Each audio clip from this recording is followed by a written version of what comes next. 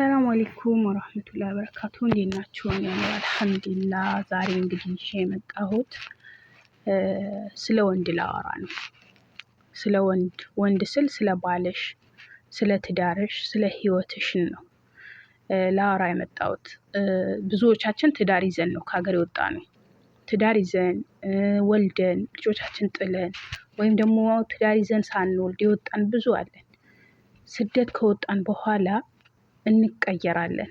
ስደት ከወጣን በኋላ ባህሪያችን ይቀየራል። ትላንትና እንደዛ እንትን ብለን ተዋደን ተፋቅረን የምንኖር የነበረ ስደት ከወጣን በኋላ ይቀይረናል። የሆነ በቃ ባህሪያችን ይቀያየራል።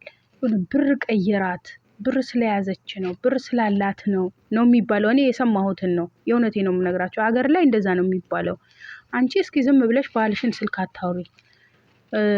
ወይ ከጓደኞቹ ያወራል።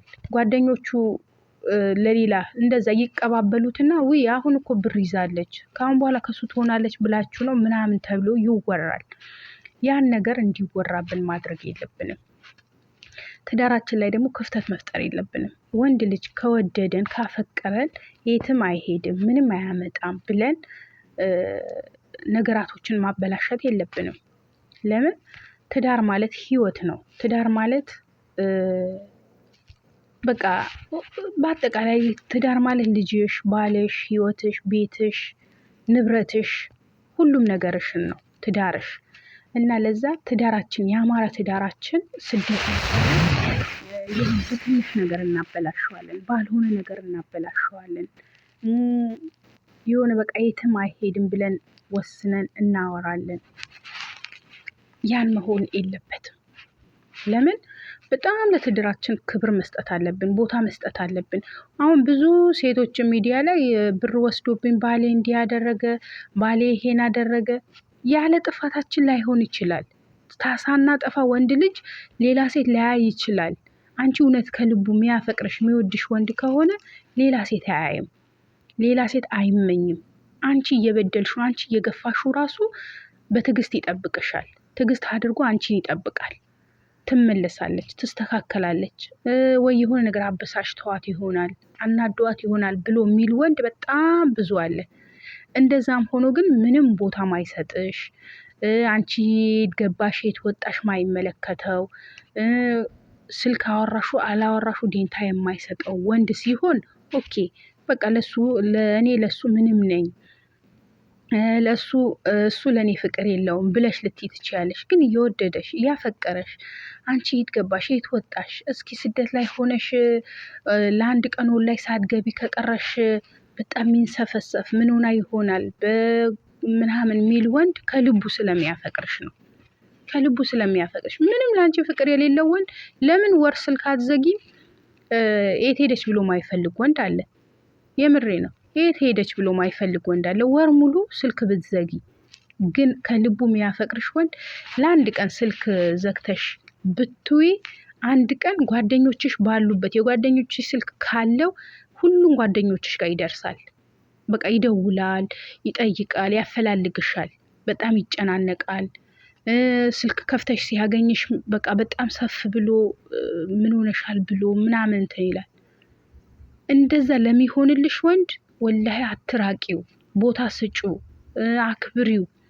ወንድ ልጅ ከምንም ነገር በላይ ክብር ነው የሚፈልገው። አክብሪ፣ ወንድ ልጅ አክብሪው፣ ቦታ ስጪው። በቃ ወንድ እንዲሆን አድርጊው።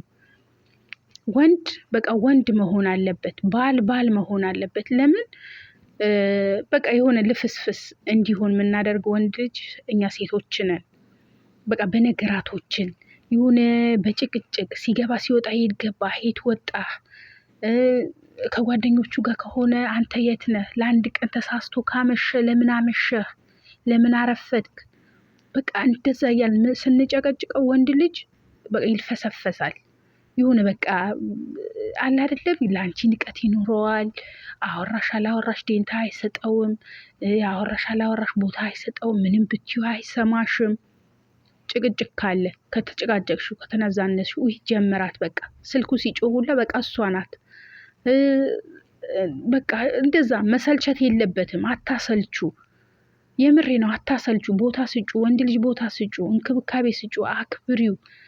ወንድ ልጅ ቦታ ስትሰጪው ወንድ ልጅ ሲጀመር ይባላል ወንድ ልጅ ሆዱና ክብሩን ነው ከሁሉም ነገር የሚያስቀድመው ይባላል። ሆዱና ክብሩ ወንድ ልጅ ካከበርሽውና ሆዱን ከሞላሽለት ያ ረቢ ይባላል ነው እኔ እና ወንድ ልጅና የምሬ ነው። ወንድ ልጅ አትጉዱ፣ ወንድ ልጅ አትጉዱ። እኔ ወላሂ በዙሪያዬ ያሉ ሰዎች ስለማይ ነው።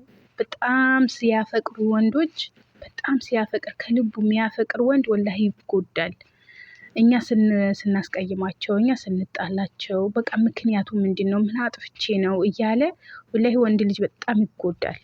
ለዛ ለምን ሴት ብቻ አይደለች ማፍቀራ የምትጎዳው ወንድም አፍቅሮ የሚጎዳ በጣም ብዙ አለ። ማሰብ አለብን፣ ወላሂ ለነሱ ማሰብ አለብን። ሐራም ወላሂ ብዙ ሴቶች ወንዶች ትገፋላችሁ፣ ወንዶች ትበድላላችሁ። እኔ እንኳን አይመለከተኝም፣ እኔ አልገፋም፣ ወንድ ልጅን አከብራለሁ። ለፍቅርም ከመጣ አፈቅረዋለሁ ኢንሻአላህ እና እንጂ እኔ አላስቀይምም። እና አታስቀይሙ፣ ወንድ ልጅ አታስቀይሙ። የምሬ ነው፣ ወንድ ልጅ አታስቀይሙ። ወዳችኋለሁ። ይመቻችሁ።